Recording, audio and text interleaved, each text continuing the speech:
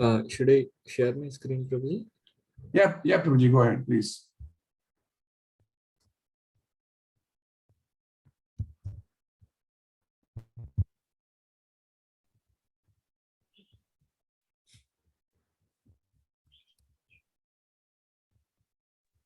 Hare Krishna, Prabhuji, Dandavat Pranam. Hare Krishna, Mataji. So what we'll do is we'll just start with small kirtan and then we'll start on the session. Today, Prabhuji, we are gonna discuss on the glories of devotional service. This is kind of unlike all my other sessions. This is not gonna be a story actually. Usually, I like or I love to take stories, but this time it's gonna be little on. This is for myself, so. We'll talk about the glories of devotional service, and before that, probably we will do one small kirtan, and then we'll start Prabhuji.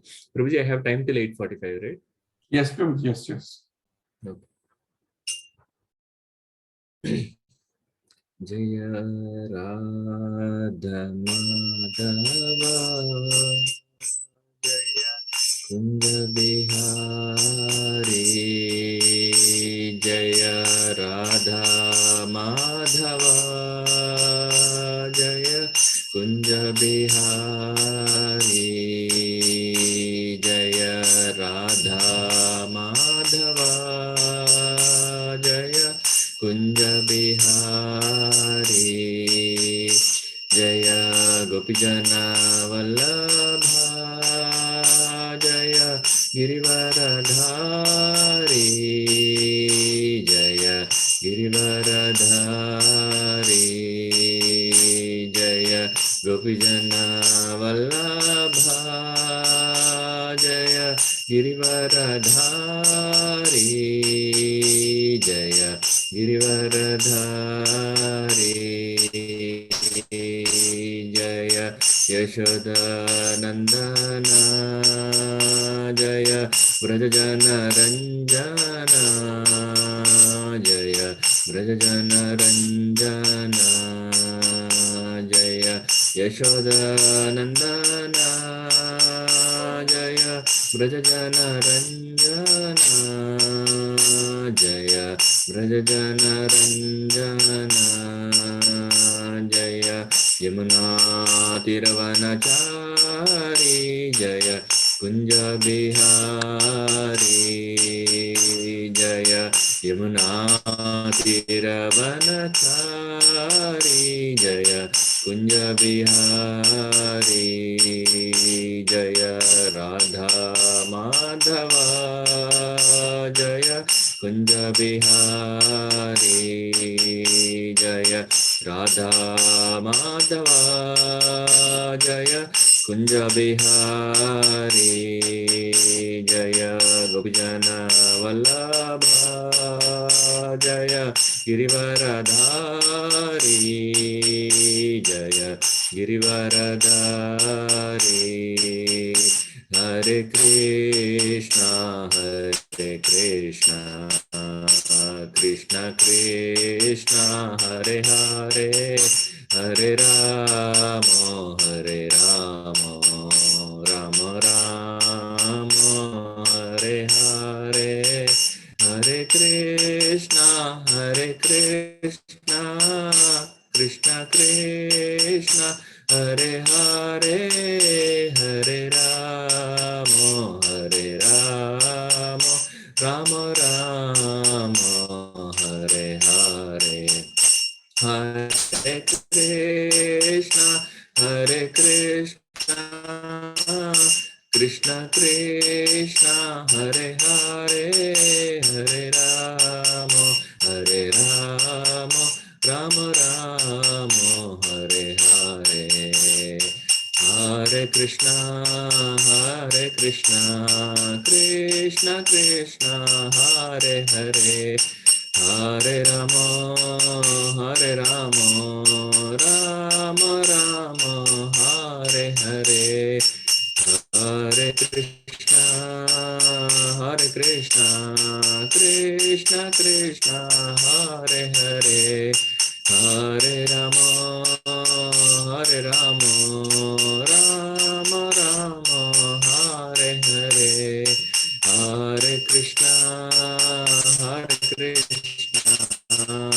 Krishna Krishna Hare Hare Hare Rama Hare Rama Rama Rama Hare Hare Hare Krishna Krishna Krishna Hare Hare Hare Ram Ram Ram Hare Hare Hare Krishna Krishna Krishna Hare Hare Hare Ram Ram Ram Hare Hare Hare Krishna Krishna Krishna Hare Hare Hare Ram Ram Ram Hare Hare Hare Krishna Krishna Krishna Hare Hare Hare Ram Ram Ram Hare Hare Jai Jai Radhe Jai Jai Shyam Jaya Jaya Sri Vrindavana Dham Jai Jai Radhe Jai Jai Shyam Jaya Jaya Sri Vrindavana Dham Krishna Balaram Jaya Krishna Balaram Krishna Balaram Jaya Vrindavan Dham Krishna Balaram Jaya Krishna Balaram Krishna Balaram Jaya Vrindavan Dham Hare Krishna Krishna Krishna Hare Hare Hare Ram Ram Ram Hare Hare Hare Krishna Krishna Krishna Hare Hare Hare Ram Ram Ram Hare Hare Hare Krishna Krishna Krishna Hare Hare Hare Ram Ram Ram Hare Hare Hare Krishna Krishna Krishna Hare Hare Hare Ram Ram Ram Hare Hare Jai Jai Radhe Jai Jai Shyam Jaya Jaya Sri Vrindavana Dham Jai Jai Radhe Jai Jai Shyam Jaya Jaya Sri Vrindavana Dham Jai Jai Radhe Jai Jai Shyam Jaya Jaya Sri Vrindavana Dham Jai Jai Radhe Jai Jai Shyam Jaya Jaya Sri Vrindavana Dham Srila Prabhupada ki Jai, Guru Maharaj ki Om Ajnanatimiraandasya Jnananjana Chakshurunmilitam Yena Tasmai Shri Gurave Namaha Namo Mahavadanyaya Krishna Prema Pradayate Krishnaya Krishna Chaitanya Namne Gauratishe Namaha Namo Brahmanyaya Devaya Go Brahmana Hitaya Cha Jagaditaya Cha Krishnaya Govindaya Namo Namaha Jai Shri Krishna Chaitanya Prabhu Nityananda Shri Advaita Gadadara Shri Vasadi Gaura Bhakta Vrinda Hare Krishna Krishna Krishna Hare Hare Hare Rama Rama Rama Hare Hare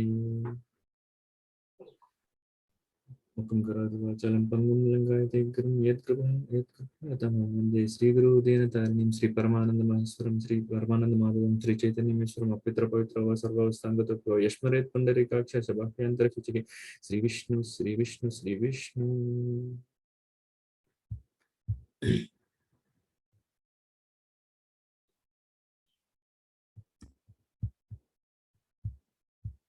Hare Krishna. Thank you, Praveen Prabhu, and thank you, Lilananda Prabhu, for giving me this opportunity. If I speak anything wrong, please forgive me. If I'm, if you have any suggestions in between, you can actually please pitch in and then suggest them. So today's session is on the glories of devotional service. So, anyone wants to say anything before we start, Prabhujis and Matajis? Oh, yeah. So the context goes something like this. So what we are gonna look at is it's basically a discussion between Lord Kapila and his mother Devahuti. So the context of today's session is how Devahuti becomes inquisitive towards Lord Kapila, and what are the symptoms that Lord Kapila gives or instructs Devahuti to be able to cross this material ocean and change from conditional life to unconditional devotional service. So this in turn, the glories of devotional service in turn is kind of gonna give us an information on the transformation path from conditional life to unconditional devotional service, right? So the story goes something like this. So we know we know the relation between Kardama Muni, Devahuti, and Kapil Dev, right? Many times we have heard of,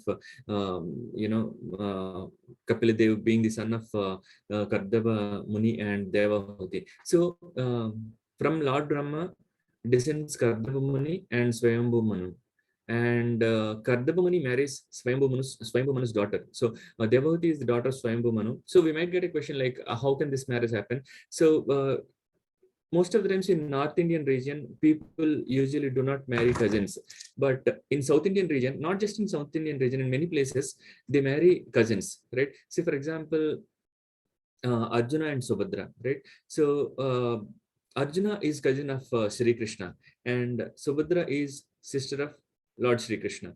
But still, the marriage between Arjuna and Subhadra happened. So technically, if you look at it, Krishna is cousin of Arjuna, and Subhadra is also cousin of Arjuna, and Arjuna married Subhadra. So in fact, in certain places, it is considered to be auspicious to marry cousin. But in our relations, what we usually do is we marry the maternal aunt's or maternal aunt's daughter, right? But in North Indian, it doesn't happen that way. But in when Brahma started this creation, right? There happened marriages between cousins also. So here Kardama marries Swayambhu Manu's daughter Devahuti, and Lord Kapila is the son of Kardama Muni and Devahuti. So the story goes something like this. Now what happens is Kardama Muni wants to go for Vanaprastha, right? So when he wants to go for Vanaprastha, he had to take the consent of his son. So Kapil Dev is the elder son of Kardama Muni. So he takes the consent of Kapil Dev before leaving Vanaprastha. So leaving for Vanaprastha in those days is not for, the simple reasons. It's rather to actually embed the Supreme Personality of Godhead in the heart. So the system goes something like Brahmacharya, Grahastha, Vanaprastha, and Sannyasa. So during Brahmacharya, one would actually be trained to become more and more stronger. So if we look at how it actually happens is, if you consider a tree, right, during the Brahmacharya stage, the roots are developed, right? The tree is not going to be really big during Brahmacharya stage. So what happens is the roots are growing very strong. Brahmacharis were given in Gurukuls or under the proper guidance of a spiritual master. And during this Brahmacharya, what happens is you are given training to handle. It is not just that during Brahmacharya you're given training to handle the Grahastha life. No, it's not like that. During Brahmacharya itself, the training required even to face the problems that one undergoes during Vanaprastha and Sannyas are given. So one of the very strong one of the very strong culture in Sanatana Dharma is to train your children pretty well in Brahmacharya. So if yesterday when I went for actually Sucharita was leaving for Nagaland today. So what we did is she had to do some shopping for going there. So what we've done is we went with our neighbors, and our neighbors has a daughter. When we were coming back in car, so she was kind of talking about all the secularism kind of concepts. So I felt really bad, and I had to tell her that Hindus are there are no enemies for Hindus other than Hindus themselves. So she's kind of being a Hindu and born in proper Sanatana family. She talks about I don't love cows. I don't love animals. She didn't say I don't love cows. She said I don't love animals. I had to tell her that you are studying medicine, and you're going to be a really responsible person in the society, because to cure anyone you should know what are the where you should actually start the academics for medicine, right? So then her mother prompted, saying that the cure for cancer is cow's urine. So why I'm actually talking about this is, nowadays the education goes in completely diagonal direction. So people do not talk about how you can actually handle the life during Vanaprastha and Sannyasa. And even the so-called, medical colleges are not actually talking, giving the right information needed by brahmacharis, are at the time when the kids have to develop their roads to hold Vanaprastha and Sannyasa life. As the famous thing is, right? So the life is a preparation, death is an examination. So Vanaprastha, Sannyasa, and then finally dwindling the body, right? So for these two steps, the brahmacharya is the proper foundation in which we are actually supposed to get trained, right? Now, even if you look at the schools and colleges, all these things are not actually giving the right information or right training for brahmacharis, right? So, but actually, unfortunately, brahmachari stage is the one that whatever so-called 12 years is the one which actually lays down the foundation. So I think we all have to be very cautious in terms of what kind of education that we are giving to our children, and how we actually help them undergo such a kind of training which can actually handle the Vanaprastha and Sannyasa stage, right? So coming back, so what happens is, now Kardama Muni wanted to go for Vanaprastha. And when he wanted to go for Vanaprastha, he had to take the consent of his son, elder son. So he takes consent from Kapil Dev, and Kapil Dev permits Kardama Muni to go for Vanaprastha. Right? Now, if all this discussion happens in Bindu Sarovar. Of course, in India, there are many Bindu Sarovars. I don't know which Bindu Sarovar it is, but Lord Kapila, after Kardama Muni leaves, he stays back on the Bindu Sarovar, right? So now Devahuti is in a real distress, right? Why? He's not an ordinary person, right? He's a great sage. In fact, when Brahma meets Devahuti, he tells her that, now in your womb, you have the Supreme Personality of God himself, and he says you have to take care of him well. And even he tells that there are 9 daughters, and he says that these 9 daughters should be married to sages. And of course, again, they are descendants from Brahma, right? So again, that marriage between cousin and all those relations comes into picture, which were auspicious in those days. So Brahma instructs Devahuti to get her daughters married to all the sages, who actually helps in creating the entire living entities. It is not just human beings, all kinds of living entities they create. And these sages have gotten special powers, who can actually, not by really, physically meeting with the wives, they actually have the capacity to create more and more living entities just by the spiritual activities, right? So yeah, so Devahuti remembers. Now, Devahuti is in real distress because her husband Kadamuni is leaving for Vanaprastha. And in those days, it is not, you can think of Vanaprastha as equivalent to completely leaving the body, because what happens is, once they leave for Vanaprastha, you don't know what's going to happen to them, right? So Kadamuni is leaving for Vanaprastha, and it is not like a sabbatical and then they come back and visit in once in 6 months or once in a year.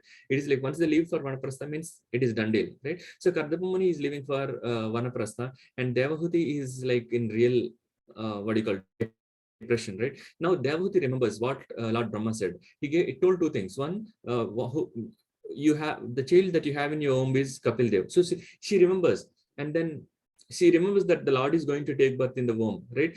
And now she needs to, so she takes care pretty well on Brahma's instructions. Devahuti takes pretty good care of Kapil Dev when he was in home. Now Kapil Dev came out, and then Kadva Muni is going for Vanaprastha. Now Kapila Dev takes care of his mother, right? So that's how the exchange of affection happens.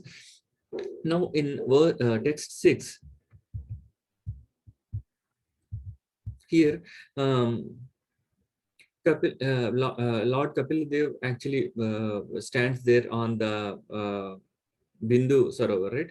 So here I'm going to just read the translation, not the sloka. When Kapila, who could show her ultimate goal of absolute truth, was sitting lazily before her, Devahuti remembered the words of Brahma had spoken to her, and she therefore began to question Kapila as follows. So from text 7 to text 11, it is about Devahuti seeking knowledge and shelter from Kapil Dev, right? So we'll go just read details of it.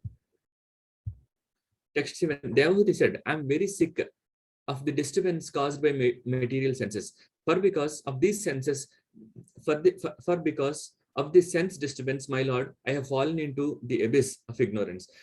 Now, if you look at it, Devahuti is actually requesting Kapila Dev as per Brahma's instructions. What I'll do is I'll just read 7 to 11 translations, and then we'll come back and discuss. text 8, your lordship is my only means of getting out of the darkest region of ignorance, because you are my transcendental I, which by your mercy only I have attained after many, many births. What she's talking about here is, when Krishna wants us to do something, he actually helps us do that. In the sense, there are like people who wants to become devotees of Krishna, for whom Krishna actually takes special care. But at the same time, everyone is Krishna's children, right? So if I want to forget Krishna, he gives me that capacity to forget Krishna. If I want to remember Krishna, he gives me that capacity to remember Krishna. So he gives us the remembrance and forgetfulness, right? But when we get mercy of Krishna, then he actually guides us in certain direction. So as said in Bhagavad Gita 7.16, right? The sloka says, Chaturvida bhajante mam, jana sukrutano arjuna, artho jignasur artharti, jnanicha bharadarshava. It means that, oh, best among the Bharatas, 4 kinds of pious men render devotional service. What are the 4 kinds of person? 4 kinds of people that render devotional service to Krishna. Someone who is distressed, and someone who desires wealth, and someone who is inquisitive, and someone who is searching for knowledge. So there are 4 kinds of people, right? So someone who is distressed because of so many reasons. It could be, loss in a family, or it could be because of the health issues, or something else. And someone who is actually in need of wealth or desiring wealth, someone who is very inquisitive about the absolute truth, someone who is in search of knowledge. So these are the Artha, Kami, Jnani, and the inquisitive. These 4 kinds of the people who actually goes to Krishna, right? So when Krishna shows special mercy, he actually creates one of these requirements for us. Either he will create a situation where you have they're like you have speed breakers in life. So the moment you hit speed breaker, you understand, okay, this is, for example, let's think of a situation where we invest some money in real estate, right? So this happened when the government changed from Congress to Telugu Desam in Andhra. So they've invested a lot of money in Vijayawada, right? So at that time, it was said that the 1 acre was going to even 50 crores, right? So it went very, very high. And then after that, suddenly when the government changed, what happened was, again, the land rates have gone down to that an extent that there are so many people who have to commit suicide because of the loans that they've taken and they were not able to repay it, right? So if Krishna wants, he can do anything. And it is said that, when Krishna wants something to be performed by his external potency, Maya Devi, he doesn't need to go and tell Maya Devi that, you do this, you do that. So when we recently heard the story of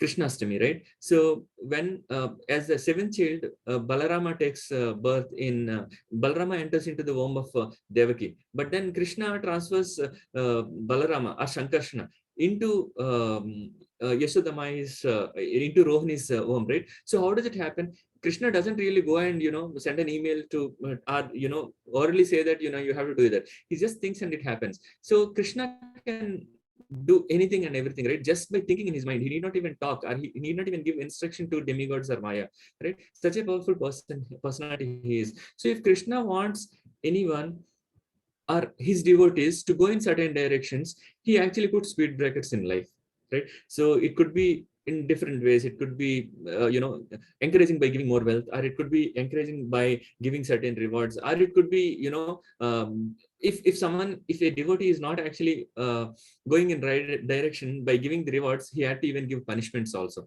So when a small child, if he doesn't listen to us, if he listens to us by rewards, we are going to first give him rewards, right? Samaveda dana dandapayas. So if he doesn't listen to us by rewards, what we usually do for the mistakes that he or she is doing, we try to give them the punishments, right? So Krishna, if someone surrenders to Krishna even little bit, he tries to work on it. So he shows special mercy on those people who are actually devotees. So it could be in terms of giving rewards, or it could be in terms of creating speed breakers, right? So as I said, there are like people who are distressed, who are in desire of wealth, who are inquisitive, or who are in search of knowledge actually goes to Krishna, or who are those are the 4 people who tries to become devotees, right? So when the way of rewarding doesn't work, he actually gives us. So here, what is the situation of Devahuti? Now she is distressed. She is distressed because Kardama Muni is leaving for the Vanaprastha. Now she is surrendering on to, now from 7 to 11, Devahuti is trying to take shelter of her son, Kapiladev, and seek more knowledge on how to get out of this distress. So here we have to observe three things. The first thing is she has gotten a problem where she has to surrender. Two, she is actually she realized that, Kapil Dev is the Supreme Personality of Godhead, and she's trying to take shelter. And third thing is, when someone is in distress, when no one can actually take our distress or suffering, the ultimate resort or the shelter is going to be the Supreme Personality of Godhead. So the three things that are important over here is, one, Krishna works on us when we try to become devotees. Two, and devotee is taking shelter of the Supreme Personality of Godhead. And three, after taking shelter, she actually is gonna seek knowledge on how to get out of this real problem. Right? We'll continue reading this. Yeah, and this is this ninth text is like important. We even gonna read the purport also. 9th and 10th. So your Devati is continuing. You are the Supreme Personality of Godhead, the origin and Supreme Lord of all living entities. You are arisen to disseminate the rays of the sun in order to dissipate the darkness of ignorance of the universe.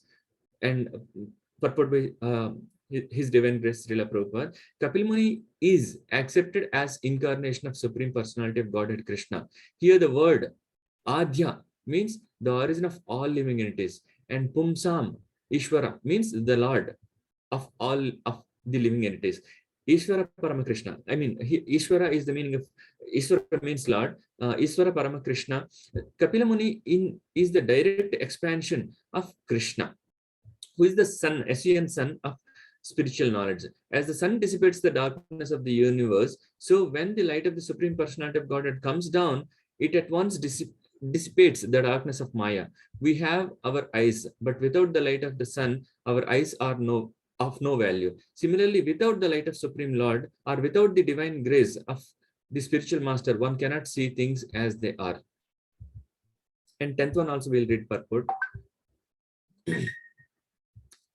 Now be pleased, my Lord, to dispel my great delusion. Due to my feelings of false ego, I have been engaged by your Maya and have identified myself with the body and consequent body relations. The false ego of identifying one's body as one's self and claiming things possessed in relationship with this body is called Maya. Actually, if we look at it, Kardama Muni is not an ordinary personality, right? He is the son of Lord Brahma. And usually, when we lose anyone in the family, we consider that as material attachment. The distress and the depression, all those things comes out are considered to be in the bucket of material attachment. But Kardama Muni is not an ordinary person. He's a great sage, right? So, but when we lose someone like a sage or someone like in the spiritual congregation, right, we feel more deprived or distressed, and it is not considered on the material platform. So what I'm trying to say is, I'm trying to articulate the difference between material suffering and suffering for spiritual losses, right? So when we lose anything, I mean, if we are like neophytes, when we lose someone in the family, elderly people, what happens is we go into depression and we feel a lot of distress. That is on the material platform. But when we, for example, when Srila Prabhupada left his body, all these sannyasis who were like direct disciples of Srila Prabhupada were literally in vain, right? So they were in so much of depression. I mean, we have seen what Bhakti Charu Maharaj, how Bhakti Charu Maharaj was in deep depression when Srila Prabhupada left, right? So though the depression looks qualitatively same, it is different in terms of the attachments, right? When we lose someone in the spiritual groups, what happens is that attachment cannot be considered as material attachment. It is rather a spiritual attachment, because we are losing their association. So the reason why we get so much depressed and why we should not consider spiritual losses as not as material attachments is, if you look at it, we are suffering or we will be in depression because of the loss of spiritual people. And why we are in suffering? Because we are losing their association. And why we are craving for their association? Because those are the people who actually can give us or show us the path towards Krishna. So distress due to loss of great sages is not definitely considered on the material platform. But here, Devahuti, being out of her humility, she is considering herself to be materially attached to her husband, but which is actually not, right? So Kapil Muni knows that this is definitely not a material attachment. This is a spiritual attachment that she has towards Kardam Muni, because Kardam Muni is not an ordinary person. He is a great sage, right? So knowing that, Kapil Dev was so merciful, and then we will read, starting from 16th onwards, he actually gives instructions to Devahuti. So before that, right? So this attachment, whatever she's talking in this purport, right? She's saying, now be pleased, my Lord, to dispel my great delusion. Due to my feelings of false ego, I have been engaged by your Maya. She's saying that I have been engaged by your Maya and have identified myself with the body and consequent bodily relations. So what she's saying is she's trying to talk on a material platform about the loss of her husband. I mean, or her husband leaving for Vanaprastha, right? But this is definitely not on a material platform. This is a spiritual platform, because Kardama Muni is not an ordinary personality, right? Let's read the purport. So the false ego of identifying one's body as oneself and claiming things possessed in relationship with this body is called Maya. In Bhagavad Gita, 15th chapter, the Lord says, I am sitting in everyone's heart, and from me comes everyone's remembrance and forgetfulness, as we discussed sometime back, right? Devahuti has stated that false identification of the body with the self and attachment for possessions in relation to body are also under the direction of the Lord. So here, the important point to note is, by Krishna's mercy, we get remembrance and forgetfulness. So if Krishna wants us to remember Krishna, he will help us remember Krishna. If we want to go away from Krishna, definitely he gives the capacity of forgetfulness also, and have more and more sense gratification and move away from Krishna. But when someone wants to become a devotee, he guides us, or he actually corners us in such a way that we go and remember Krishna. Does this mean that the Lord discriminates by engaging one in his devotional service and another in sense gratification? If that were true, it would be incongruity on the part of the Supreme Lord. But that is not the actual fact. As soon as the living entity forgets his real constitutional position of eternal servitorship to the Lord and wants instead to enjoy himself by sense gratification, he is captured by Maya. And if you look at it, Maya is not separate from Krishna, right? Maya is an external potency of Krishna, and it comes from Krishna himself, right? So this is when something is done by Maya, it is not that it is done by someone else other than Maya. It is actually done by Krishna. So if Maya is actually helping us forget Krishna, it's not that it's Maya. I mean, it's not just that Maya is doing it. It is actually Krishna is doing it, because Maya is an external potency of Krishna. So ultimately, Krishna is the giver of remembrance and forgetfulness. This capture by Maya is the consciousness of false identification with the body and attachment for the possessions of the body. These are the activities of Maya. And since, as we just discussed, right? And since Maya is also an agent of Lord, it is indirectly the action of the Lord. The Lord is merciful. If anyone wants to forget him and enjoy this material world, he gives him full facility, not directly, but through the agency of his material potency. Therefore, since the material potency is the Lord's energy, indirectly it is the Lord who gives the facility to forget him. Devahuti therefore said, my engagement in sense gratification was also due to you. She is very clear in it. Now kindly get me free from this engagement. As we discussed, she has come to the third stage. So first stage is she realized, second stage she took shelter. I mean, first stage is she realized the pain or suffering. Second stage, she took shelter of Lord Kapil. And then third stage, she became more and more inquisitive now. So she's saying, my engagement in the sense gratification was also due to you. Now kindly get me free from this entanglement. This is the third stage.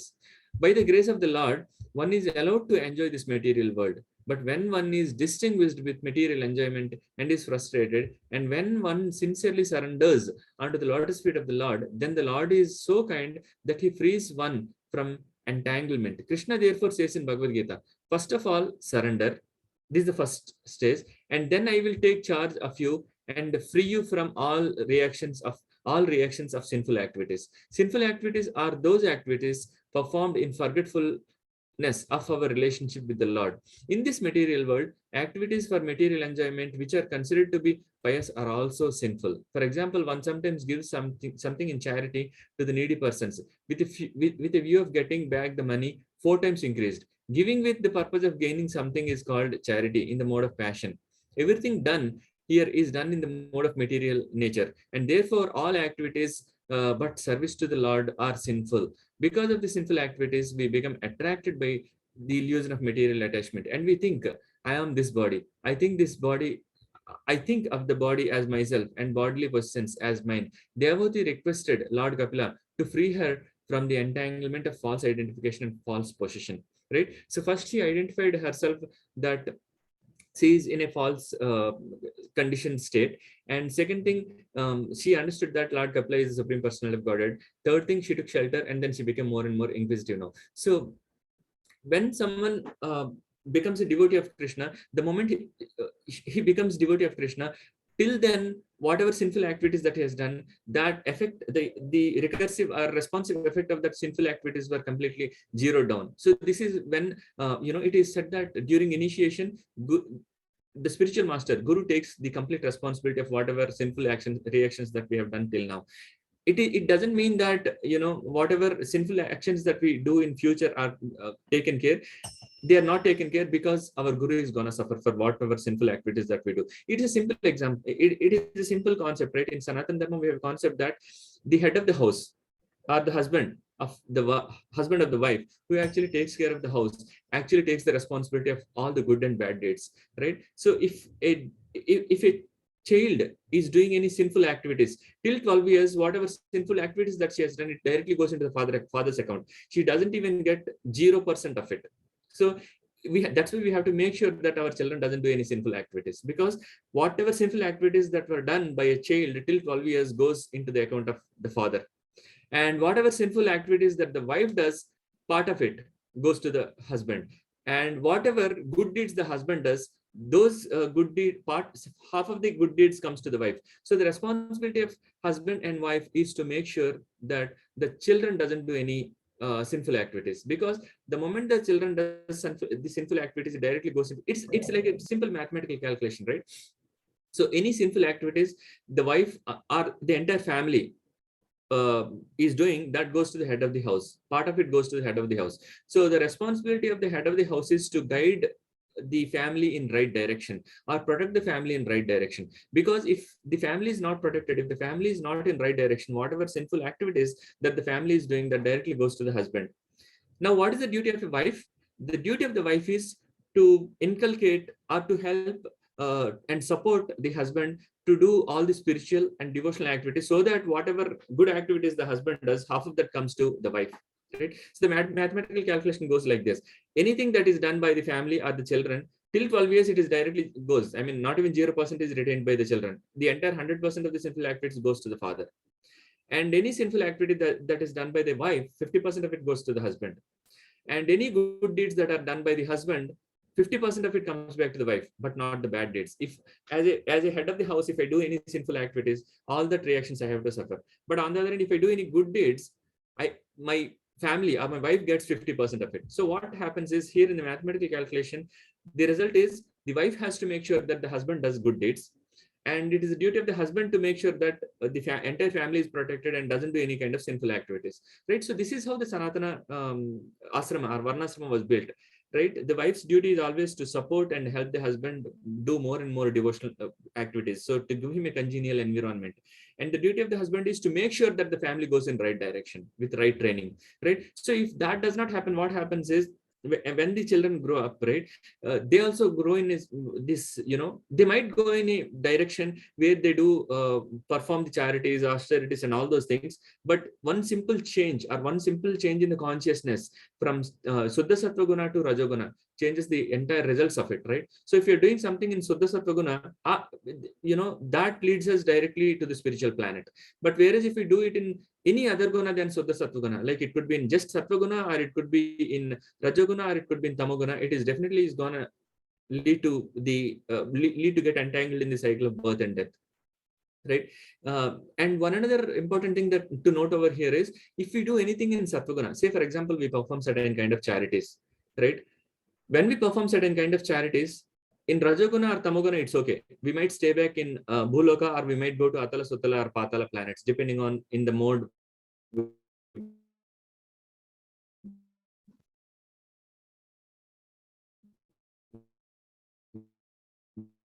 we are doing uh,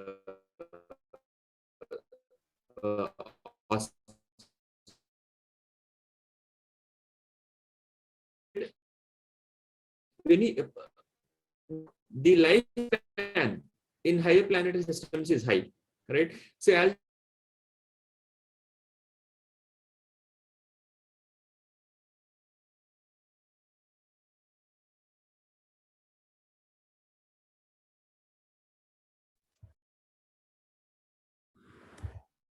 Hare Krishna. Hare Krishna, Prabhuji, your network quality Prabhuji, is Hare Krishna, your network quality is low, Prabhuji.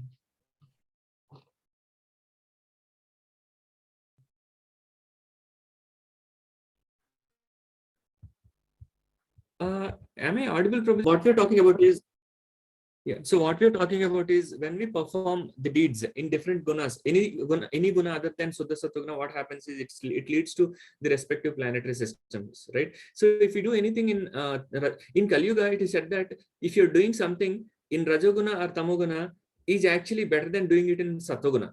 Because when we do anything in Sattva, what happens is we go to higher planetary systems, and in higher planetary systems, the problem is, we will have long duration, in the sense like it's not 80 years, 90 years, or 100 years. It's gonna be in thousands of years. So what happens is, if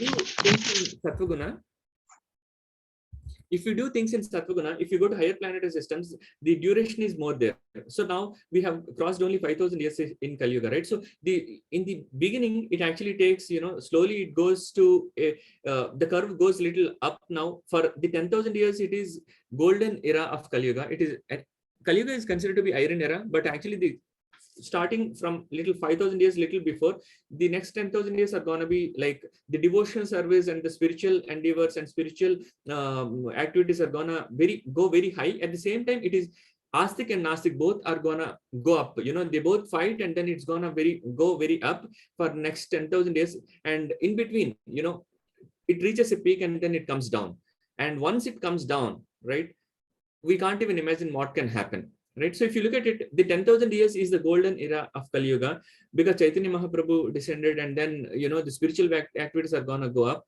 So imagine that we do some kind of activities in Sattva-guna. So what happens is, because of the activities in Sattva-guna, we go to those Sattva planets like Swargaloka or heavenly planets, right? And there the lifetime is high. Imagine that I do something which actually helps me go to Swargaloka, and then I have to probably spend 20,000 years there. So if I go to Swargaloka and spend 20,000 years there, and after that, when I come back, by the time I come back, the golden era of Kali Yuga is over, right? And the Ghora Kali Yuga starts.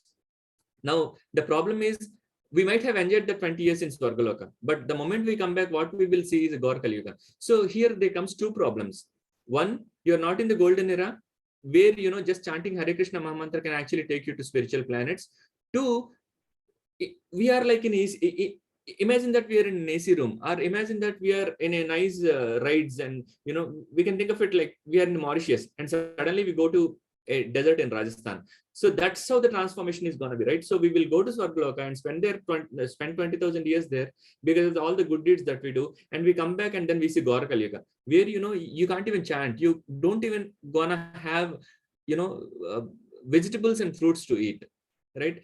All that is left to eat is just meat. That is the situation of Ghora Kali Yuga. And in one of the sessions, in one of the Maharaj sessions, a devotee asked, right? Not one of the Maharaj sessions, I think it's in Radhashyam Prabhu's session. So one devotee asked, like, what will happen in Ghora Kali Yuga? So Radhashyam Prabhu replied saying that, I'm not ready to even inquire about what happens in Ghora Kali Yuga, right? I'm not ready to see it even, right? So our consciousness should be in such a way that we don't want to do anything in Sattva-guna, go to higher planetary systems and come back and see Ghora Kali Yuga. We can't even imagine what happens in Ghora Kali Yuga, right? We'll continue reading the text 11. And Devahuti continued, I have taken shelter of your lotus feet because you are the only person of whom to take shelter. You are the axe which can cut the tree of material existence. I therefore offer my obeisances unto you, who are the greatest of all the transcendentalists. And I inquire from you as the relationship between man and woman, and between spirit and matter. Purport by His Divine Grace Srila Prabhupada. Sankhya philosophy, as is well known, deals with Prakriti and Purusha. Purusha is the Supreme Personality of Godhead, or anyone who imitates the Supreme Personality of God as an enjoyer. And Prakriti means nature. Here, anyone who imitates means different avatars of Supreme Personality of Godhead. in this material world, material nature is being exploited by the Purushas or the living entities. The intricacies in this material world of the relationship of the Prakriti and Purusha are the enjoyed and the enjoyer is called samsara, the material entanglement. Devavati wanted to cut the tree of material entanglement, and she found the suitable weapon in Kapila Muni. The tree of material existence is explained in the 15th chapter of Bhagavad Gita as an aswatha tree whose root is upward and whose branches are downwards. It is recommended there that one has to cut the root of the material existential tree with the acts of detachment. What is the attachment? The attachment involves Prakriti and Purusha. The living entities are trying to lord it over material nature. Since the conditioned soul takes material nature to be the object of his enjoyment and he takes the position of enjoyer, he is therefore called Purusha. Devavati questioned Kapil Muni, for she knew that only he could cut her attachment to the material world. The living entities in the guises of men and women are trying to enjoy the material energy. Therefore, in one sense, everyone is Purusha, because Purusha means enjoyer and Prakriti means enjoyed. So, by definition of Purusha and Prakriti, Purusha means enjoyer and Prakriti means enjoyed, right? So, if you're talking about Purusha means male and Prakriti means three, no, it's not like that, because anyone who is an enjoyer is called Purusha. So nowadays in the latest generation, it's like everyone, even women and men are Purusha, because everyone is trying to enjoy, right? In this material world, both the so-called man and so-called woman are imitating the real Purusha. The Supreme Personality of Godhead is actually the enjoyer in the transcendental sense, whereas all other are Prakriti. The living entities are considered Prakriti. In Bhagavad Gita, matter is analyzed as apara or inferior nature, whereas beyond this inferior nature, there is another superior nature, the living entities. Living entities are also Prakriti are enjoyed, but under the spell of Maya, the living entities are falsely trying to take the position of enjoyer. That is the cause of samsara bandha or conditional life. Devavati wanted to get out of the conditional life and place herself in full surrender. The Lord is Saranya, which means the only worthy personality to whom one can fully surrender. So basically, Saranya means shelter, because he is full of all opulences. If anyone actually wants relief, the best course is to surrender unto the Supreme Personality of Godhead. The Lord is also described here as Saddharma Vidhama Varistham. This indicates that of all transcendental occupations, the best occupation is eternal loving service unto the Supreme Personality of Godhead. Dharma is sometimes transcendental as religion, but that is not exactly the meaning.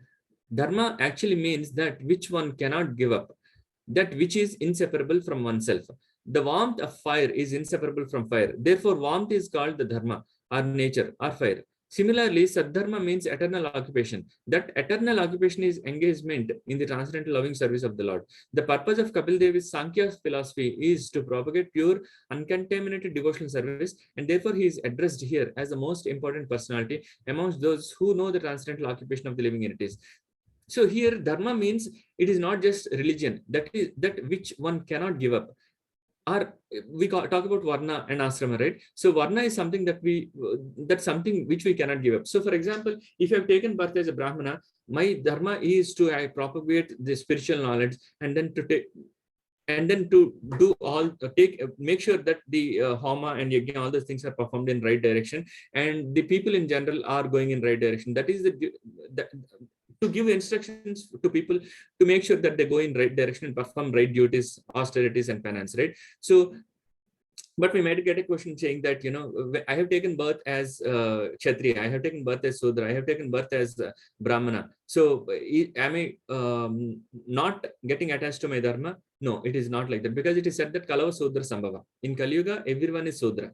And the Brahmanas were created by societies like ISKCON and Sri Vaishnava Sampradaya, because by birth, no, everyone is Sudra in Kali Yuga, because if your parents are Sudras, you cannot be Brahman, right? So, even if you take birth in a family where it is Brahman family, you can't be Brahman, because there is no Brahman in Kali Yuga, right? On the other hand, are there no Brahmans in Kali Yuga? Yes, there are Brahmans. In fact, those Brahmins were created or cultivated by societies like ISKCON and other Sri Vaishnava Sampradayas, like that, right? So dharma means something which one cannot give up.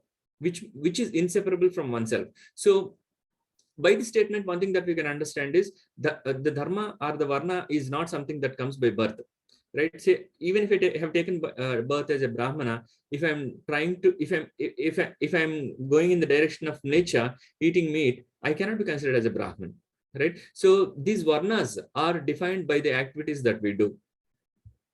And next we will directly go to the 16th text, where Kapil Dev starts speaking to Devahuti. Right?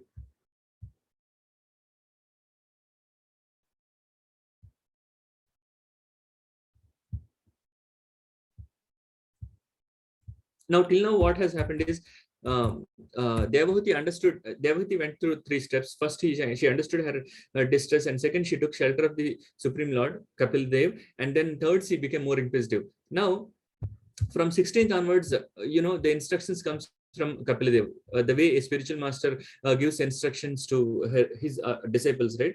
So he starts talking about the instructions on how one can transform from conditional life to unconditional devotional service, right? So the 13, 14, and 15 set the context. We will read from 16th onwards. In 16, Kapil Dev is saying, when one is completely cleansed of the impurities of lust and greed produced from the false identification of the body as I and bodily possessions as mine, one's mind becomes purified. In the pure state, he transcends the state of so-called material happiness and distress. So here, Kapil Dev is talking about the conditional state of life and how to become unconditional and progress towards devotional service. So the conditional state is defined by lust, greed, envy, and identifying self with I and mine. And the unconditional state, and in 17, 18, 19 till 25, he talks about how to transcend to unconditional state. So let's go through 17. At the time, the soul can see himself to be transcendental to material existence and always self-effulgent, never fragmented, although very minute in size. I'll just go to 21 and then we'll read the purport in 21. Till then, we will, just to set the context, we will read the purports.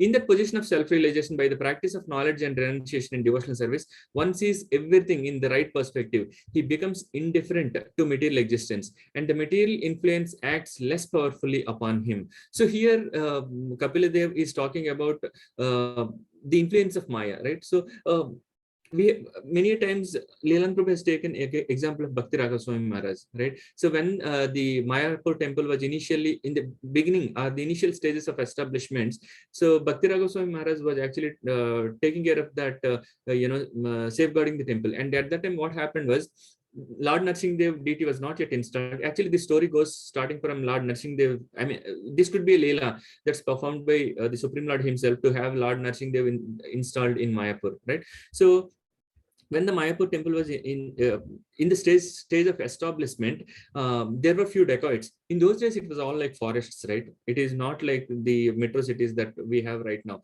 Those days, it was all forests, and there were so many dacoits in those regions, like starting from Ganjam district till Kolkata, and further going till the northeast regions.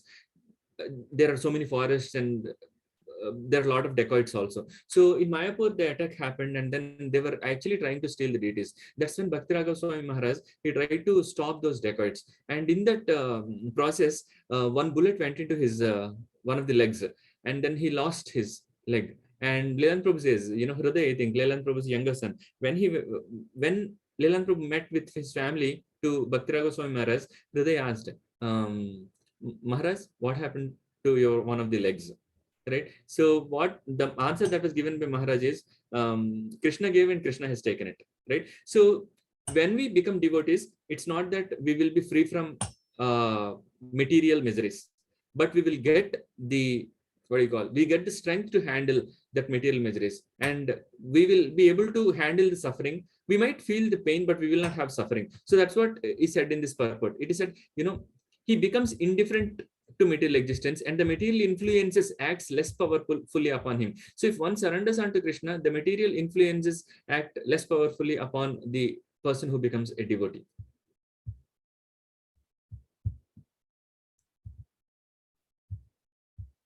text 19, perfection in self-realization cannot be attained by any kind of yogi unless he is engaged in devotional service to the Supreme Personality of Godhead. For that is the only auspicious path. Okay, before coming to this, here he talks about how a yogi cannot transcend the path of material ocean and then become spiritual, right? So even a person who is not a yogi can actually go to spiritual planets. But before to that, we were actually talking about that story, right? Of Bhakti Raghava Swami Maharaj getting hit in the leg and then he's losing his leg. So after that, what happened is they actually installed Nursing Dev's deities in Mayapur, right? So if you look at it, there are many devotees. I mean, even Bhakti Raghava Swami Maharaj is Western, right? So all these people who are actually not yogis, but they could transcend and could become pure devotees. On the other hand, there are many yogis, siddhis, buddhis, and all, but they were not able to transcend this material ocean and become devotees or become pure devotees. Because there is definitely a barrier. How we can actually think of is the yogis who were completely drenching in knowledge, siddhis, and all these things, right? They actually lead exactly in diagonally opposite direction, because we have many times we heard that people in Sattva doesn't easily go into Suddha Sattva. So if you are in Tamoguna or Rajoguna, it is easy to transcend into Suddha Sattva. But when we are in Sattva, it is very difficult to transcend from Sattva to Suddha Sattva, because we are in a comfort zone where we are happy with what we have. And on the other hand, we have knowledge, and then we are given special attention for that knowledge, and we are happy with whatever additional attention that we get. Even for that matter, it is said that if you are too much craving for pride, I'm not saying that we should not crave for pride. In the beginning, we will be given so many rewards, or so many so many rewards and so many prizes we will be given, or so much of prasad we were fed in the beginning, and everyone is gonna take care of you so well, nicely in the satsang. But as days progress, as we understand the concept of devotional service, right? So what we should do is we should realize that we are not here to take more prizes. We are not here to take more rewards. Rather, we have to make our path clear to go into the devotional service. So it should not be like a dil mange more. What next? Prize me more. It should not be like that. So in the beginning, we might start with the tongue and mind, where it craves for prasadam and prizes. But as we progress, we should understand that these prizes are not permanent, right? For example, if you're working for a manager in your office, the manager will show you different facets, right? So when you are in office with him, it's going to be different ballgame together. When there comes performance appraisals, it's going to be definitely a different ballgame together. It in fact happened with me. So when I was working with my previous company, that was the time of Bhagavatam distribution. I was talking to many people for Bhagavatam distribution, and I did not expect one of the Muslim person to take Bhagavatam. But when I spoke to her, she was ready to take Bhagavatam. Right? I was surprised that even being a Muslim, she was ready to take Bhagavatam. So what I understood from that situation is we should ask, we should not, be critic before asking. We should go ahead and ask. Now, why I'm actually coming over here is, and the same person became a devotee also. He comes to even satsang. So what happens is, when we are in office, we can't expect the same prizes and rewards. But when, on the other hand, when we are in satsang, we can expect, in the beginning, we might expect that prizes and rewards, but over time progresses, we should dial down on it. We should not say dil mange more, because those prizes and rewards will again keep us in the cycle of birth and death. We will be stick over there. So when there comes, in fact, when Maharaj, or if you observe, when you praise Radheshyam Prabhu, he just keeps quiet. He never says, "Oh Prabhu." He doesn't even say that, "Oh Prabhu, I'm not worth it." For me, it feels like when you go and pay obeisances to Radheshyam Prabhu or any senior Vaishnava, or when you tell him that, Prabhu, you have done this so greatly, it doesn't even touch them. Believe me. I have observed many great devotees in ISKCON.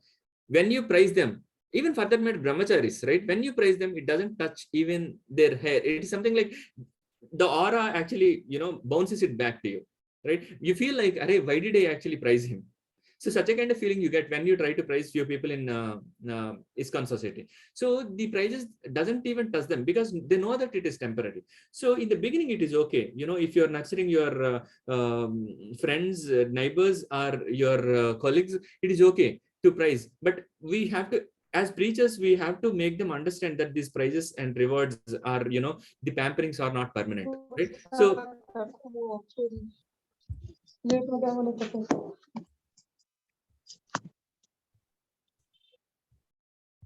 I think I'm not sharing my screen.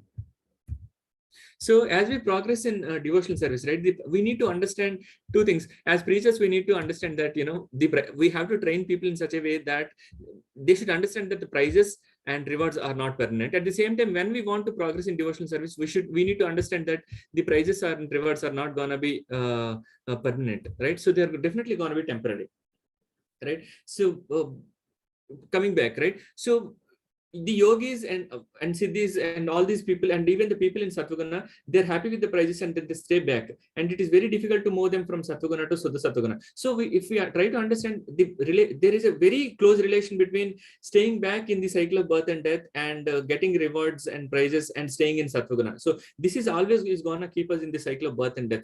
We can't go out unless and until we break the cycle of birth and death. We cannot go back. So when we try to compare the yogis and the devotees need not be even born with special skills or special siddhis, or need not be even born in Brahmin family, right? Without even having any qualifications at the birth, they can actually transcend this material existence by the mercy of spiritual master and can become devotees, right? We'll go to 20th. Every learned man knows very well that attachment for the material is the greatest entanglement of the spirit soul. But the same attachment, when applied to the self-realized devotees, opens the door for liberation. Right? This is something that we just discussed. And in this text 21, this is very important text. Here, Kapil Dev actually talks about the symptoms of a sadhu or a devotee. Right? Text 21. The symptoms of sadhu are that he is tolerant, merciful, and friendly to all living entities. He has no enemies. He is peaceful. He abides by the scriptures, and all his characters are sublime. So we have, I think last Bhagavad Gita session, where we were actually discussing about the different qualities that a devotee has, we have discussed about humility and tolerance also, right? So again, the same thing is coming over here. The symptoms of the sadhu are tolerant, merciful, and friendly to all living entities, and he has no enemies. He is peaceful. He abides by the scriptures, and all his characteristics are sublime. We'll go through the purport and then we'll discuss on this. A sadhu, as described above, is a devotee of the Lord. His concern, therefore, is to enlighten people in devotional service to the Lord. That is his mercy. He knows that without devotional service to the Lord, human life is spoiled. A devotee travels all over the country from door to door, preaching, be Krishna conscious, be a devotee of Lord. Don't spoil your life in simply fulfilling your animal propensities. Human life is meant for self-realization or Krishna consciousness. This we know. Even Shankarshna, who has taken birth as Nityananda, used to go door to door, and this example has been quoted many times in our satsangs, right? So, along with Chaitanya Mahaprabhu's instruction to Nityananda Prabhu is to spread Krishna consciousness. So, Nityananda Prabhu used to go to door, and then he used to knock the door. By the time the door is opened, the person who opens the door couldn't see Nityananda Prabhu because he had to see down, because Nityananda Prabhu is falling at the feet of. You can see Shankarshna, who is like expanded himself as Ananta Shesha, right? He's the whole universe comes through Sankarshana, right? Such a personality has taken birth as Nityananda and is falling on the feet of neophytes and trying to give bhakti to them, right? So as preachers, we have to be so humble, and we should be ready even to wash the feet of people who are not even qualified to become devotees. And why we have to do that? Because to receive Radharani's mercy, right?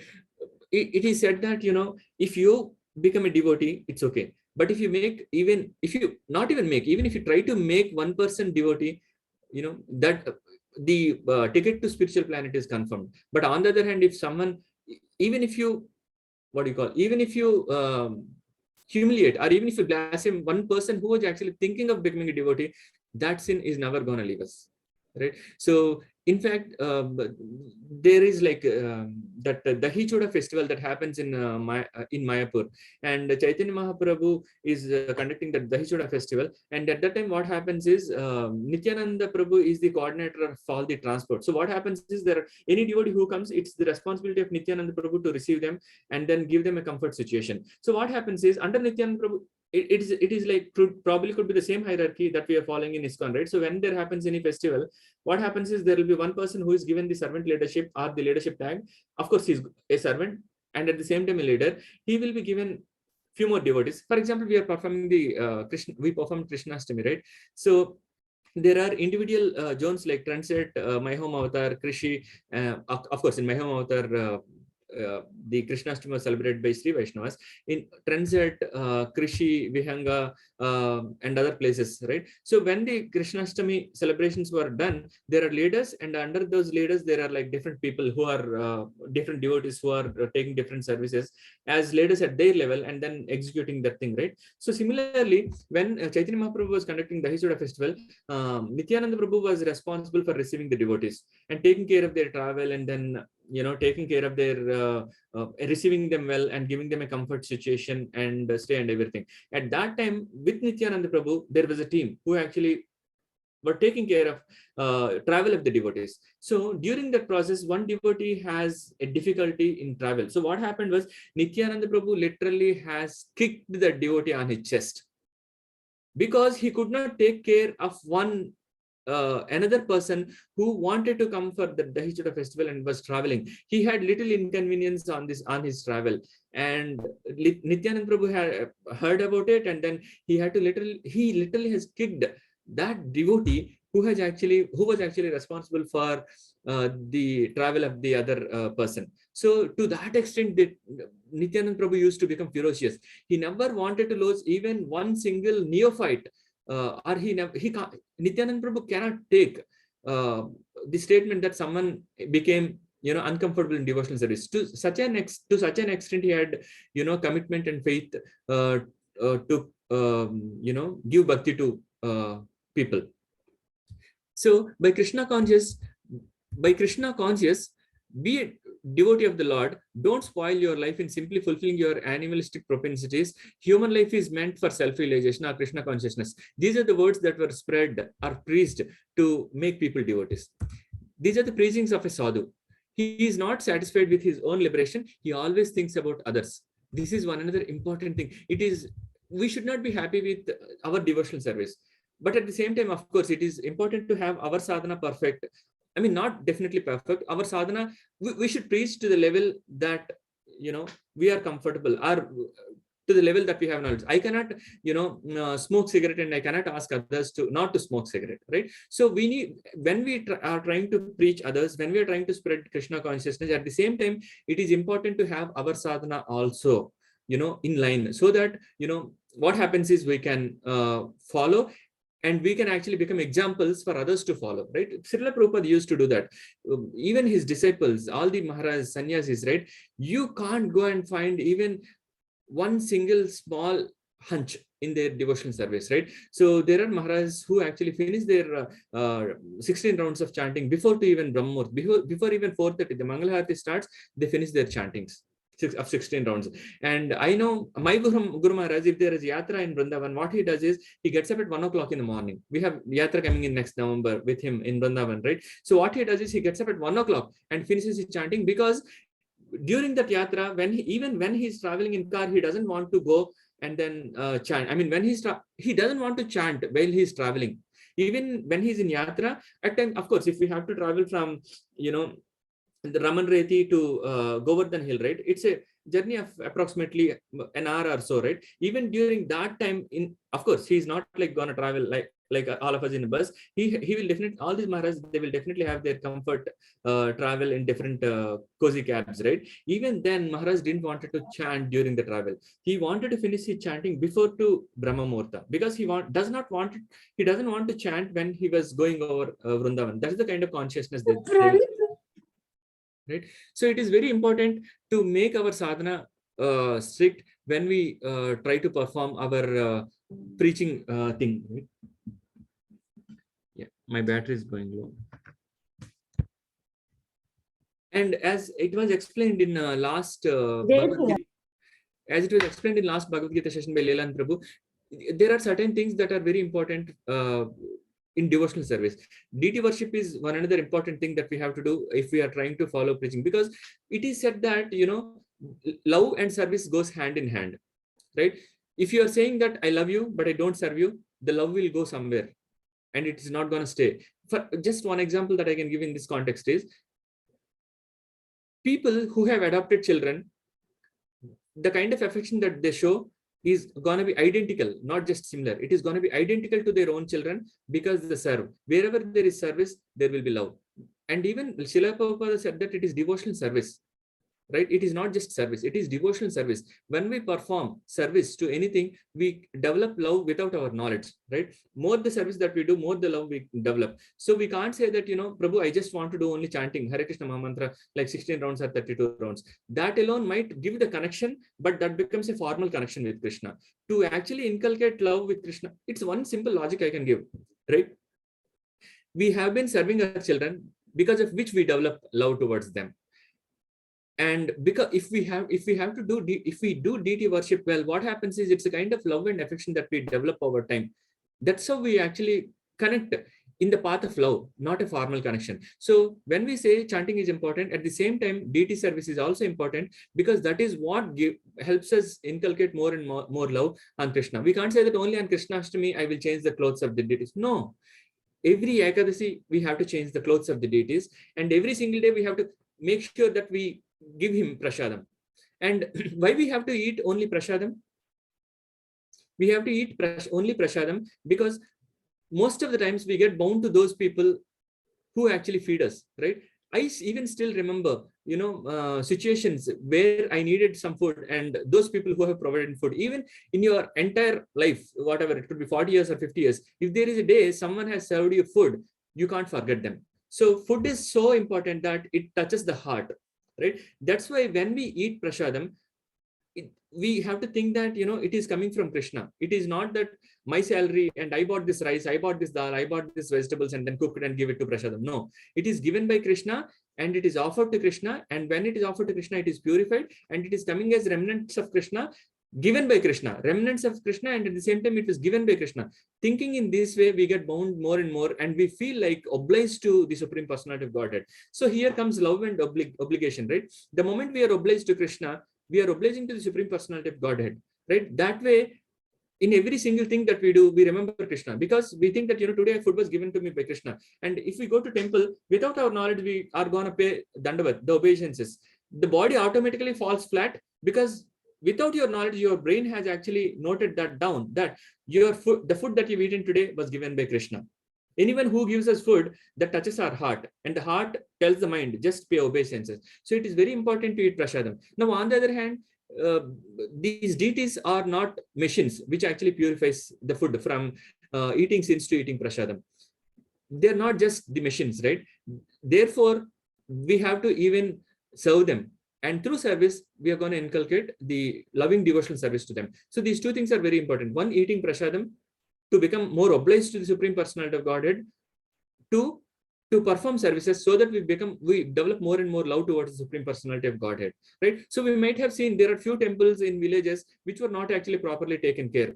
And once that diminishing starts, the diminishing goes down and down and down. And finally, they go very far away even from the deities. The reason why these things I'm speaking to myself actually, right? So when there are deities at home, we have to really take a good care of them. So if you are hungry, say for example, every day my breakfast is at 8 o'clock. If there is a day when the breakfast gets delayed by an hour, you get driven nuts, right? There are few people who gets blood pressure when they do not eat food at right time, right? So why don't we think in the same way? When the deities were not given food at right time, or given, of course they also can get angry, right? But of course they're merciful. I'm not saying that they'll come back and hit you. It is not like that. But at the same time, it is very important to have a time for Harati, to have a time to give them prasadam, to have a time for us to honor prasadam, to have a time for us to chant, right? In fact, during chanting also, we have to follow 3 P's: place, posture, and pronunciation. These 3 are very important. This was talked in the session by His Grace Yogal Kishore Prabhu during that workshop conducted by him, right? So the two important things that we have to note here is performing devotional service means,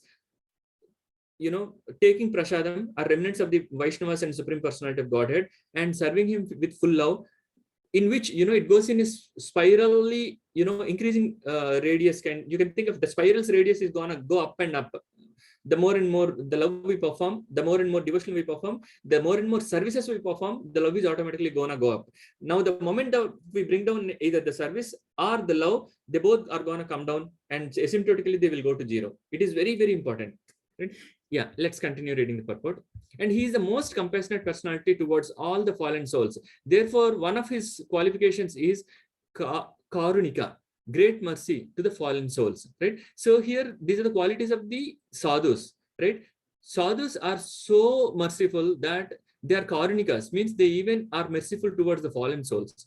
While engaged in preaching work, he has to meet with so many opposing elements, and therefore the sadhu or devotee of the Lord has to be very tolerant, right? We have seen, I mean, how tolerant we have to be during book distribution, right? The Bhadra Purnima is coming, right? All of our, pride and everything is like made to eat and dust, right?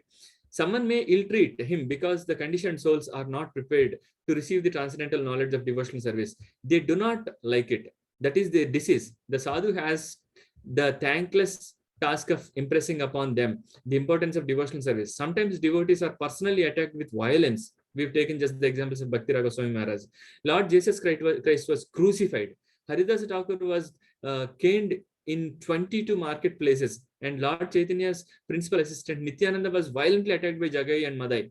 But still they were tolerant because their mission was to deliver the fallen souls. One of the qualifications of the sadhu is that he is very tolerant and is merciful to fallen souls. He is merciful because he is the well-wisher of all living entities. He is not only a well-wisher of human society, but a well-wisher of animal society as well. It is said here, Sarva Dehinam, which indicates all living entities who have accepted material bodies. Not only does the human being have a material body, but other living entities such as cats and dogs also have material bodies. So till now, when we were talking about tolerance and being humble, we were actually, I was thinking in the context of humans, right? But we have to be tolerant even to cats and dogs. The devotees of the Lord is merciful to everyone, the cats, dogs, trees, etc. We know this example, right? Srila Prabhupada, when he was in one of the places in United States, that night he was actually going, and I mean, the next day after Srila Prabhupada left, there came a big hurricane and all the trees were uprooted. And the context was the before the night, Srila Prabhupada went and touched those trees and he was praying for the trees, and the trees were uprooted. Those souls have got liberated, right? He treats all living entities in such a way that they can ultimately get salvation from this material and entanglement. Sivananda Sena, one of the disciples of Lord Chaitanya, gave liberation to a dog by treating the dog transcendentally.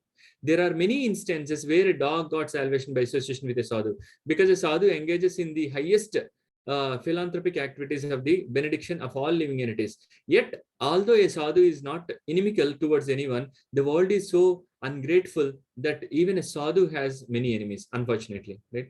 What is the difference between an enemy and a friend? It is a difference in behavior. A sadhu behaves with all conditioned souls for their ultimate relief from material entanglement. Therefore, no one can be more friendly than a sadhu in relieving a conditioned soul. A sadhu is calm and he quietly and peacefully follows the principles of scriptures. A sadhu means one who follows the principles of scripture and at the same time is a devotee of the Lord. One who actually follows the principles of scripture must be a devotee of God, because all the Shastras instruct us to obey the orders of the personality of Godhead. Therefore, sadhu means a follower of the scriptural injunctions and a devotee of the Lord.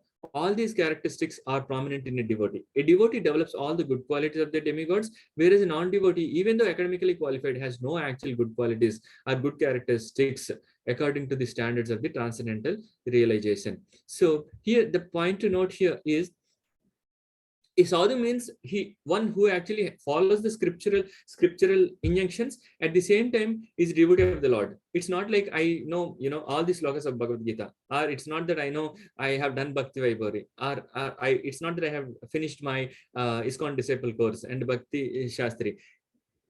Those are to learn scriptures. At the same time, someone has to inculcate those qualities and love towards the Supreme Personality of Godhead. Because having knowledge without having knowledge but not having not having love towards Krishna is not going to work out, because it's something like you have prepared very well, you spent so many nights burning midnight oil, but you did not attend the examination. It is like that, right? So if you know scriptures, but still the ultimate goal of the scriptures, which is Govindam Bhaja Govindam Bhaja Govindam Bhaja Modamate, right? So if you are not able to develop the devotional service towards the Lord, knowing the scriptures is useless, right? So the synopsis, we've got another 10 minutes, so I'm going to summarize the entire thing. So the story goes something like this, right? So the Brahma has Kardama Muni and Swayambhu Manu as two sons, and Swayambhu Manu gives birth to Devahuti, and Kardama Muni gets married to Devahuti, and the son to Devahuti and Kardama Muni is Lord Kapila. And there comes a time when Kardama Muni had to go for Vanaprastha. That's when he takes consent from Kapila Muni, and then Kapil Muni lets him go to Vanaprastha because it is in the Vanaprastha, and then he goes to Sannyasa, right? At that time, Devahuti goes really into distress because she was losing Kardama Muni. Not physically though, but Kardamani is not going to come back to home again. She knows it, right? So she was in complete distress. But when she was in distress, she remembers what Brahma has said. Brahma tells two things, get your 9 daughters married to sages. And the second thing is when Lord Kapil Dev is gone, the Supreme Personality of Godhead himself is going to take birth in your womb, is what Brahma says. So she takes care of Kapil Dev when he was in her womb pretty well. So when Kapil Dev has been taken care pretty well, and now he takes care of his mother when his father is going to Vanaprastha, right? So Devahuti was taken very good care by Kapil Dev now, and Devahuti understands three things. One, she is in distress, and second, she has to, Kapil Dev is the Supreme Personality of Godhead, and she takes shelter from him, and third thing, she actually seeks knowledge and instructions to get away from her material attachment. And though she mentions this as material attachment, it is not actually material attachment because Kardama Muni is not an ordinary person.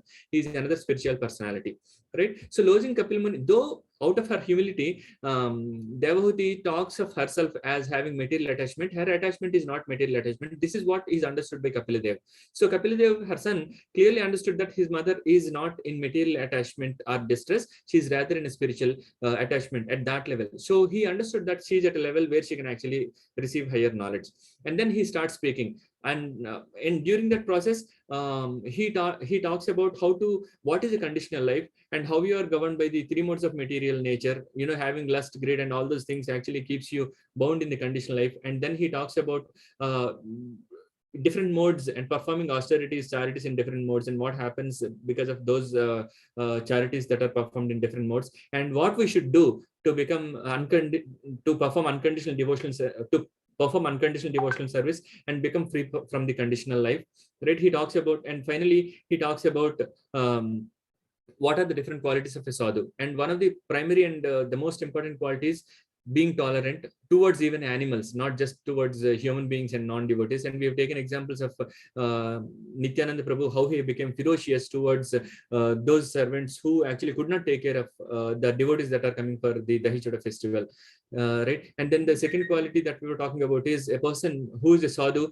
has to be very tolerant and should be preaching well. And the third thing that we discussed is he has to know scriptures, and he should not stop there. Has to understand the ultimate goal of scriptures, which is nothing but performing devotional service to the Lord. The reason why we have to perform devotional service to the Lord is service and love goes hand in hand. Without service, love cannot be inculcated. So if you're saying that I'm doing 92 rounds a day, but still I don't do any service to the Lord, it not going to work out. One of the reasons why the mother has more affection towards the children is because she does more service, right? The person who does more service is obviously going to inculcate more love, and the love is again reciprocation, right? You give 100 units of love, you get 200 units of love back. That's why the children are also attached back to the mother in terms of the love thread, right? So a person who is good at scriptures should understand the ultimate goal of scriptures also, which is nothing but the love and affection towards at the lotus feet of the Supreme Personality of Godhead. So I think I am on time, left with 5 more minutes, so we can actually open the forum for any discussion that we have. Anyone wants to share something in the similar lines in this context, let's do that. And thank you very much for giving me this opportunity. I'm sure that I must have spoken so many wrong things. Please forgive me for all the mistakes or whatever misspoken things that I've done. Thank you everyone. Hare Krishna. Hare Krishna, Prabhu. Dandavad Pranam. Hare Krishna, Prabhuji. Dandavad Pranam. Wonderful session, Prabhu. Okay. There are so many eye-opening points, Prabhu. No, Prabhuji, I was talking just what everyone was talking. 2 points, Prabhu. I have one question, Prabhu. Maybe I missed the points which you have mentioned because there are so many points. You said Okay, one person is still worrying because a person has lost, and then it is because of the material angle, material attachment, we may be having a problem, or it could be something else. Okay, which is a spiritual loss, which you have given an example. One Maharaj, Charu Charu Maharaj, Bhakti Charu Swami Maharaj. Bhakti Charu Swami Maharaj. Okay, he had a great depression he had when Prabhupada left his body. the planet. Left his body. Mm. Then how do you understand or how do you differentiate these two, Prabhu? Okay. Yeah, good question. Anyone How do you wants? understand that it is not a that, Yeah, sure, Prabhuji. So, I mean, my sorry, thought, Prabhu, I'm not sure if yeah, I I conveyed. understood. I'm outside. Not Did you a convey my problem. question properly? Yes, Prabhu, I can hear you. Okay, okay. Let me just reiterate the question. You can confirm if my understanding on the question is right or not. So, how to differentiate between the material depression and material depression due to material attachment and depression due to spiritual attachment when someone loses someone in the family? Am I right, Prabhuji? Yes, perfect. Yes, correct. 100%. So the distress that we feel, if it is if it is towards towards material loss, we can think of that as a material attachment, Prabhuji. If it, for example, I after when I was like probably 20 years old, I first heard about my Guru Maharaj. Right now, if you ask me how much attachment you have towards your Guru Maharaj, we have seen Sri Giriraj Prabhu, when that Vyas Puja was happening, he was into tears. He was talking about how Bhakti, how Radhana Swami Maharaj, is so merciful towards him. So what happened was, I think a couple of years back, the Vyas Puja happened in Lilananda Prabhu's house in my home avatar, and he was literally into tears, right? So if you come and tell the story to an outside person, what happens in your fight? What happens is, why is he crying for a person who is neither in his family nor he is a great friend, and hardly he has seen any times, right? So probably he might have seen Maharaj 10-20 times, but still he is crying for him. So if you look at it, why is he crying? It is the spiritual craving that he has on Maharaj, right? So when Bhakti Charu Swami Maharaj lost Prabhupada, his reason for his distress was spiritual loss, in the sense he's losing Krishna. Now, if my grandmother is lost and if I'm crying for her, why am I crying? I'm not crying for Krishna. Is my ultimate goal for my distress, is it Krishna or is it something material? When I lose my grandmother, I might think that, okay, I lost my grandmother who has taken care of me and who has given me so many comforts when I was a small child. But what is given to us by Prabhupada? He has given so many good things where using which we could have gone to Krishna. So if you have lost something in the process of reaching Krishna, that is spiritual distress, Prabhuji. Got it. Perfect. Yeah. Thank you very much for clarifying that. Sure, Prabhuji. If you want, I'll ask another question. Yeah.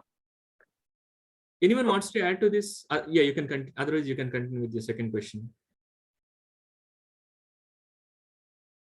Okay.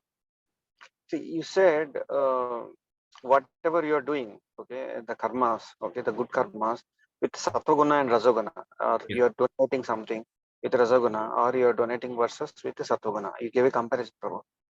Okay, and you said if you are going with sattva-guna, then there is a chance that again you will come back, but not in this golden age. Correct? Yeah. That is what very clearly mentioned. But here, so I'm, but still, even Rajaguna, if I do, I may go back, go to the higher planetary systems, no problem. There is a chance. So means Rajaguna, if I doing a donation, means I'm expecting a return. Yeah. Yes. So I'm doing with Sattva-guna, I am not expecting anything. I'm doing it for the pleasure of Krishna. Yes. So I am not getting two things, Prabhu. I'm not understanding how do I do the donation with Suddha Sattva versus Sattva. But when I am saying that, I'm not expecting anything. That is what is Sattva. Yes or no? Sure. Suddha Sattva also not expecting. So how do I differentiate these two, Prabhu? I Sure. understand between Rajo and Sattva, I'm expecting some recognition, some WhatsApp message, Yeah. or some recognition saying that, yeah, somebody has done this. I'm expecting that means that I am expecting in Rajoguna. You understood, Prabhu? So, Yes, sattva and Prabhuji, I sattva understood. are wrong. Yeah. Because there is a big danger in that. Yes. That's what we clearly highlighted. Yeah. Yeah. I want to So, understand. Prabhu. sure, Prabhuji. So, first I'll give little details about what is charity in different modes, Prabhuji. Then we'll talk about why the respective consequences because of these charities. So, firstly, if we are performing charity in the mode of Sattvaguna, what do we expect? Either you don't expect anything, you do really, you're not even expecting spiritual progress. You're just doing charity in Sattvaguna, not expecting anything, just because of the compassion that you have towards people. Of course, we are clear that definitely it takes us to the higher planetary systems. Now, coming to doing charity in Rajoguna, doing charity in Rajoguna goes something like this, Prabhuji. I put 1 lakh in Hundi of Tirupati Balaji temple. Now I'm expecting 10 lakhs back in the business. Or, I'm expecting a promotion.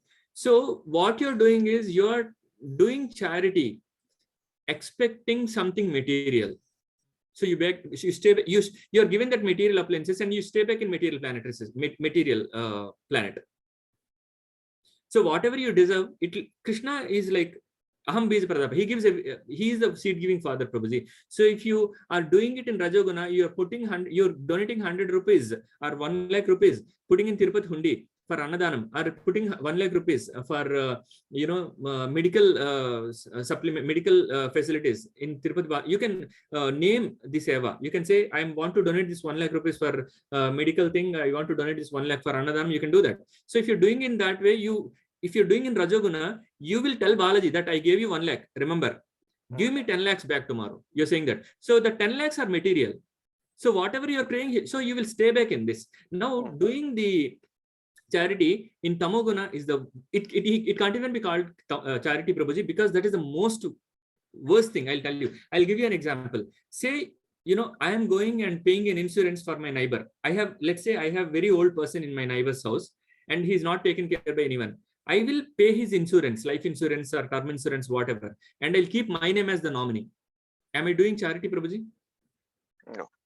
So I am doing it with the intention that once he dies, I want that whatever comes. So that is something that's completely in the mode of ignorance, right? You are exploiting, you are not even doing charity. So doing that kind of things, you go to really hellish planets, Atala, Sutala, Patala, Talatala, Rasatala. Right? So I try to explain the charities in different modes, and the consequent effects are like, if you do it in Tamoguna, really you have to suffer for that. And if you do it in Rajoguna, you're doing with you're doing with the intent to gain some material appliances or material rewards. So you stay back in material things. And if you're doing it in Sattvaguna, what happens is you go to higher planetary systems because of those consequences. But if you do it in Suddha Sattvaguna, you are not expecting anything other than Krishna Prema.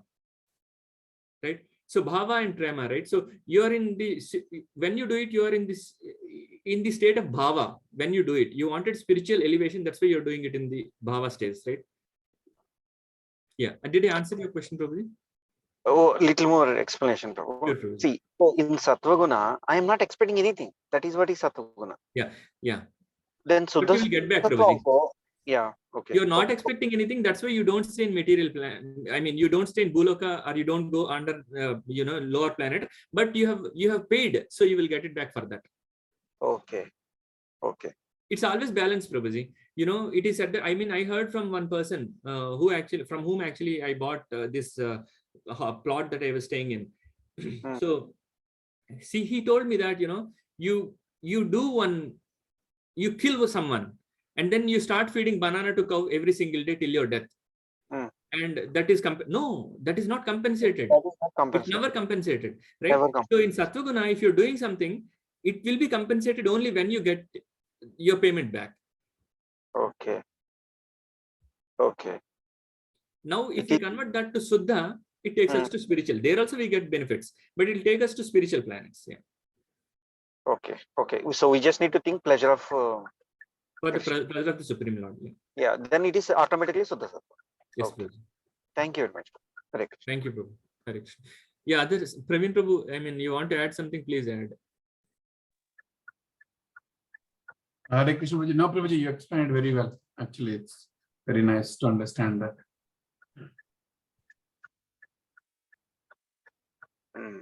Okay, Prabhuji, I think we are 6 minutes over time. Hare Krishna, Prabhuji Maharaj. Anybody else has any questions? Any more thoughts before we close the session? Yes, Prabhuji.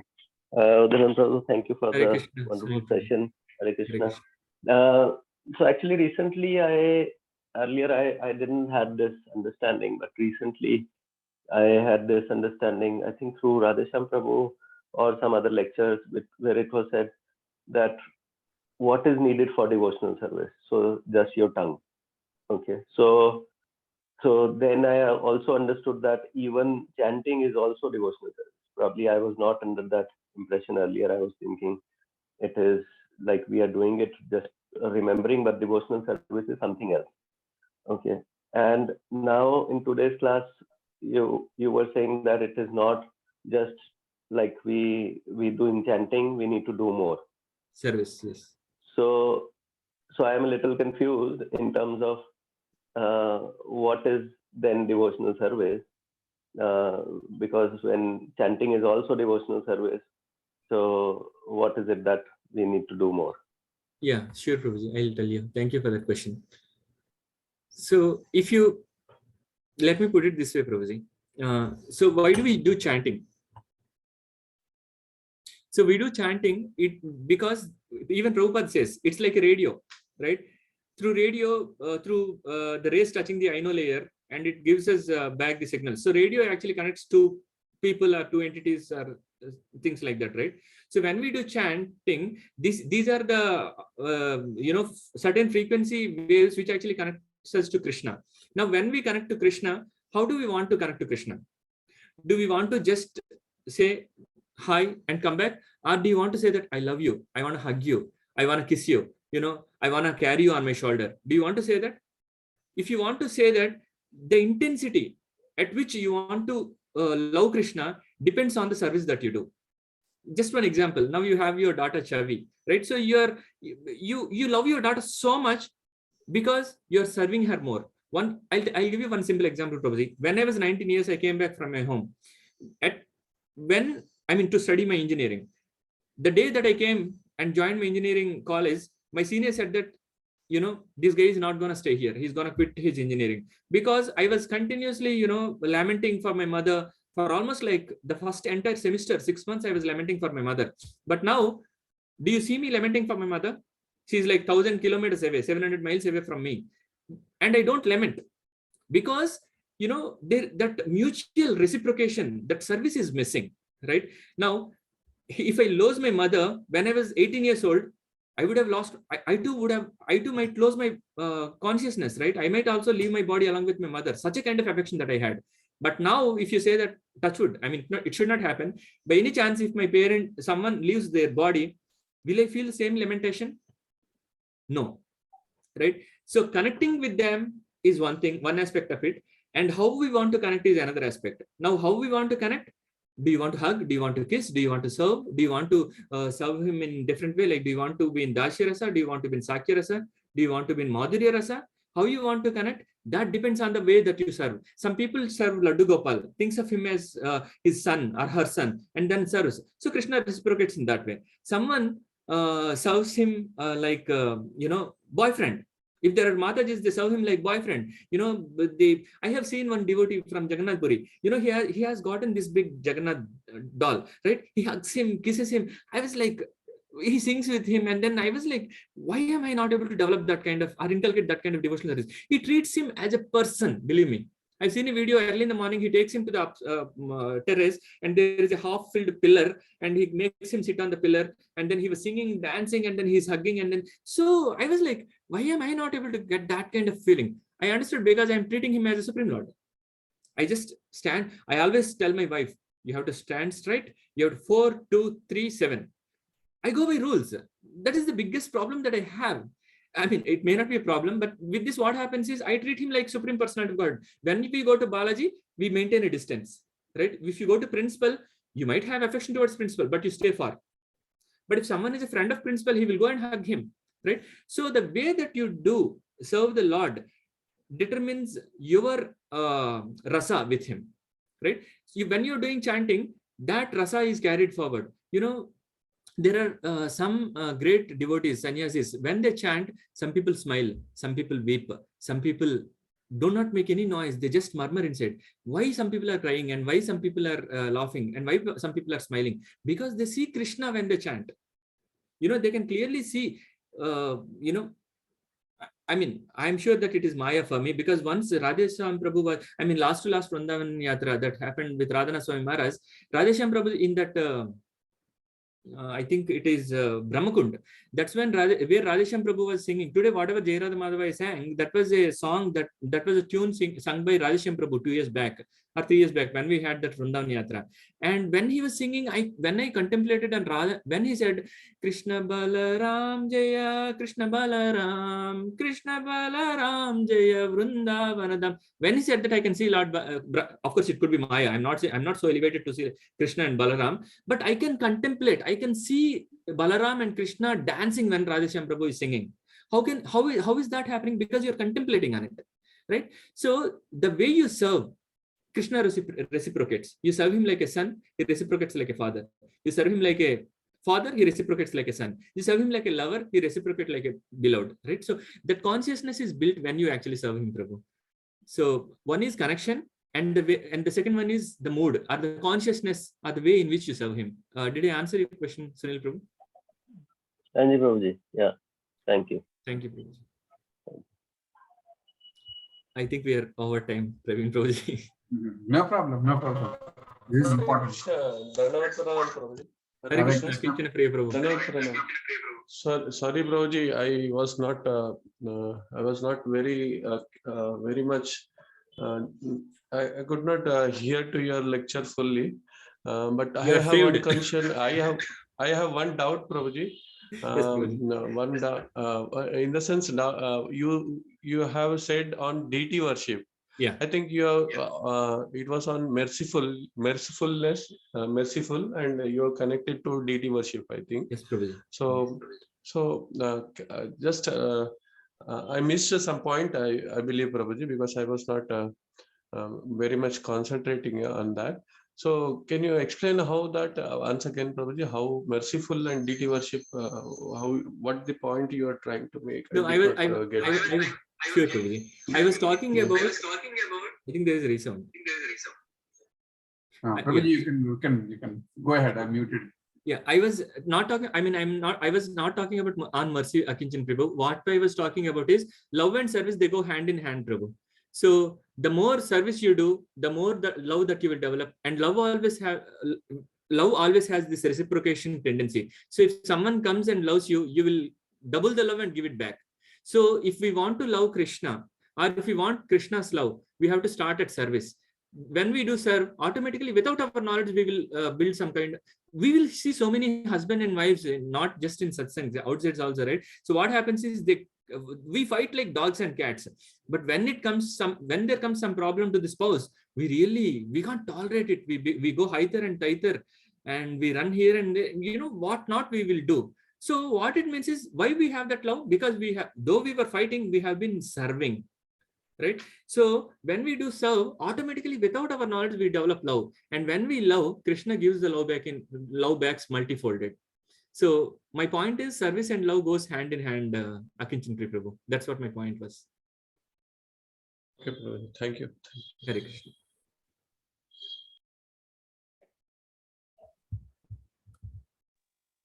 I think we can end, Prabhuji, if there are no more questions. Thank you very much, Prabhu, for your wonderful lecture. And especially this topic is a very deep topic, and it's discussed so many times. We touch base on it again to remind us all about the glories of devotional service. Yes. And Prabhupada coined the word devotional service is equal to bhakti, which is the best thing for all of us. Yes. And very nicely explained. Thank you very much, Prabhuji. Dandavat Pranam. Thank you, Prabhuji. Dandavat Pranam. Thank you, everyone. Hare Krishna, Prabhuji. Yes, Prabhuji. Dandavat Pranam. Excellent class, Prabhuji. Bhakti Yoga gurinchi మేము Subbarao Prabhuji class లో చాలా discuss చేసుకున్నాం దీని గురించి chapter. I love this chapter very much. నాకు భక్తి యోగం అంటే చాలా ఇంట్రెస్ట్. అందుకని నేను ఈ టాపిక్ మీద మాట్లాడమంటే కూడా సుబ్బారావు ప్రభుజీ క్లాస్ లో దీని గురించే, ఈ టాపిక్ గురించే మాట్లాడాను. పెద్ద నోట్స్ ప్రిపేర్ చేసి. Very nice. చాలా బాగా చెప్పారు Prabhuji. Very nice, Mataji. Thank you. Good to know that you are attracted to Bhakti Yoga. Thank you Prabhuji. Hare Krishna, Mataji. Hare Krishna. We'll end it, Prabhuji. Yeah, thank you. Pranam. अनंत कोटि वैष्णव वृंद की जय. Srila Prabhupada ki jai. Prabhupada की जय. Hare Krishna. Hare Krishna.